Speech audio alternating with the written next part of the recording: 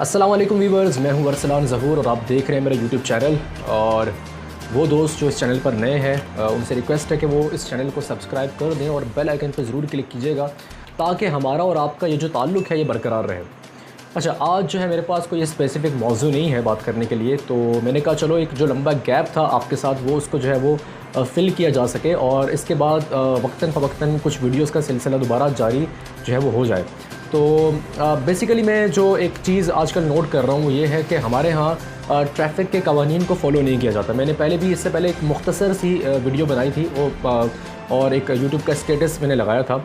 तो हमारे यहाँ होता ये है कि जो बाइक वाला है उसके अपने रूल्स बने हुए होते हैं, अपने कानून फॉलो कर रहा होता है, वो अपनी ही उसकी किताब के जो लॉ हैं वो जो है वो अपने साथ लेके जा रहा होता है रोड पर, और फिर कार वाला अपना। और फिर हमारे यहाँ तो माशाल्लाह कराची के अंदर, कराची शहर में, शहर के अंदर ट्रांसपोर्ट में बड़े बड़े ट्रॉले, ट्रक, आप जो भी नाम दे दें, ये जो है व्हीकल्स हमारे पास चल रही होती हैं।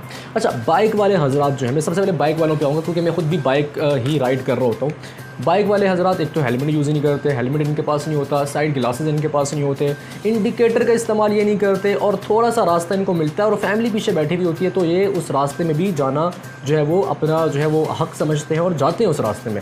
उससे होता ये है, जिस तरह दोनों तरफ गाड़ियाँ हैं और बीच में हल्का सा रास्ता है और ये साहब स्पीड में अंदर गए और खुदा न खास्ता गाड़ियाँ जो हैं वो अगर ज़रा सी लहर लग गई उनको या ज़रा सा वो आपस में मिल गई आगे जाके, तो बीच में ये साहब जो है वो पिस जाएंगे, ऐसा भी होता है।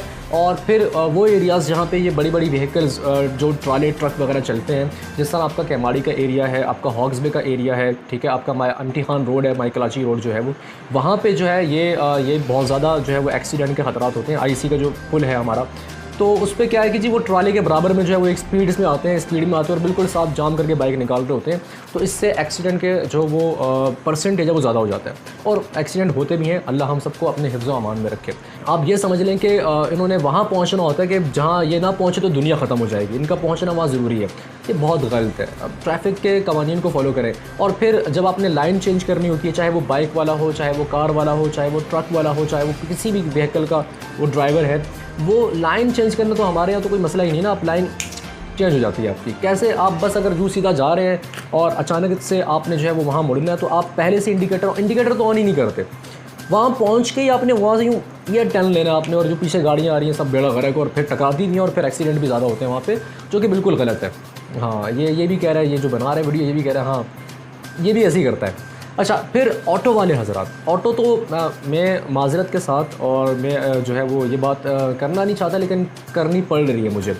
ऑटो जो है ना होना ही नहीं चाहिए। ठीक है, लोगों का रोज़गार है तो रोज़गार कमाते हैं, उसकी जगह कुछ और कर लें। ऑटो की 3 व्हील है, आप ऑटो टर्न जब करता है ना तो वो पिछले 2 व्हील अपनी जगह पे होते हैं और अगला व्हील पूरा घूम जाता है, एकदम से पूरा घूम जाता है, और फिर ये पीछे इनको दिखता भी सही से नहीं है, नज़र भी सही से नहीं आता है, देखते नहीं है। तो बहुत सारे हादसात ऑटो की वजह से भी होते हैं, ऑटो वालों के हादसात बहुत ज़्यादा।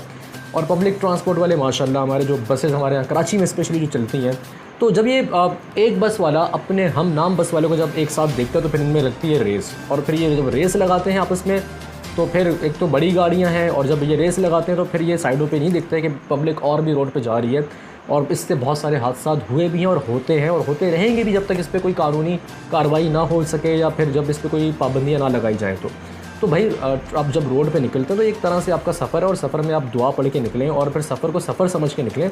वहाँ पे रेसें नहीं लगाई जाती, वहाँ पे जो है वो इत्मीनान से, सुकून से, दूसरों का ख्याल करते हुए, अपनी जान का ख्याल करते हुए आपने जो है अपने मंजिल मकसूद पे पहुँचना हो। तो ये वो चीज़ें हैं जो एक कौम को आप कह सकते हैं कि एक अच्छी कौम होने का जो है वो एक सर्टिफिकेट देती हैं, जिसमें डिसिप्लिन सबसे इम्पॉर्टेंट चीज़ है। तो डिसिप्लिन का मुजाहरा करें।